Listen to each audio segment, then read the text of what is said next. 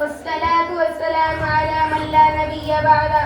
أعوذ بالله من الشيطان الرجيم. بسم الله الرحمن الرحيم. ولا تقل لهما أف ولا تنهرهما. معزز حاضرین، ماں باپ اپنی اولاد کے لیے دنیا کی عظیم ترین دولت ہے. اس طرح آگے قیمت اندھے کو معلوم ہے، ہاتھ کی قدر لولا جانتا ہے، پاؤں کی اہمیت تنگڑا جانتا ہے. اسی طرح والدین کی قدر و قیمت انہیں کو معلوم ہے جن کے والدین دنیا سے اس وقت چلے گئے جب انہیں سہارے کی سخت ضرورت تھی. آئیے آج ہم اس نعمت اور دولت کے بارے میں کچھ معلومات حاصل کریں. معزز سامعین و سامعات، اگرچہ ہمارے حقیقی خالق و مالک اور پیدا کرنے والا اللہ ہے، مگر سب جانتے ہیں کہ ہمارے دنیا میں آنے کا ذریعہ ہمارے والدین ہے. یہی وجہ ہے کہ قرآن کریم میں اللہ تعالیٰ نے جہاں اپنے حقوق کا بیان فرمایا وہیں اپنی عبادت کا حکم دیا. ماں باپ کے ساتھ وہیں حسن سلوک اور محبت و شفقت کا معاملہ کرنے کا بھی حکم دیا.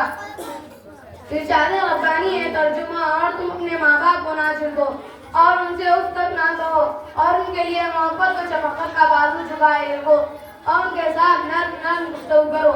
ایک حدیث میں آپ صلی اللہ علیہ وسلم نے فرمایا: وہ آدمی ذلیل و خوار ہو، پھر ذلیل و خوار ہو، پھر ذلیل و خوار یعنی کہ ہلاک و برباد ہو. آپ سے پوچھا کون ہے یا رسول اللہ؟ آپ نے فرمایا وہ شخص جو اپنے والدین میں سے کسی ایک کو یا ان میں سے ایک کو کسی کو بڑھاپے کی حالت میں دیکھے اور پھر ان کی خدمت کر کے اپنی دنیا و آخرت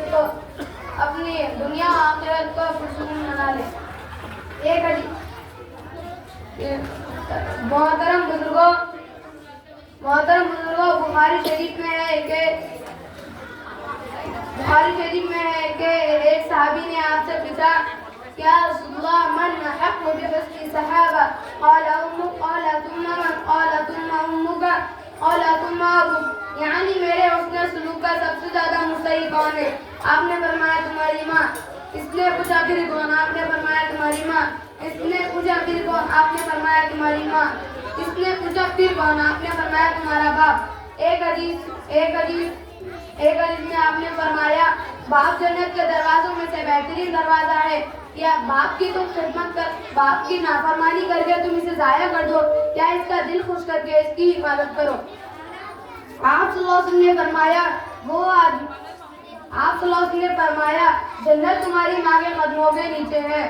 دوستو، بڑے خوش نصیب ہے وہ لوگ جو اپنے والدین کی خدمت کر کے اپنی دنیا و آخرت کو پرسکون بنا رہے ہیں، اور بڑے بد نصیب ہے وہ لوگ جو اپنے والدین کی نافرمانی کر کے اپنی دنیا و آخرت کو جہنم بنا رہے ہیں.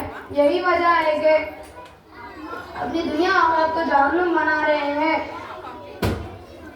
جو لوگ ماں باپ کو ستاتے ہیں وہ ایک دن خود ستائے جائیں گے. ماں باپ کو ستانا اتنا بڑا گناہ ہے جو دنیا میں جلدی ملتا ہے اور آخرت کا عذاب الگ ہے.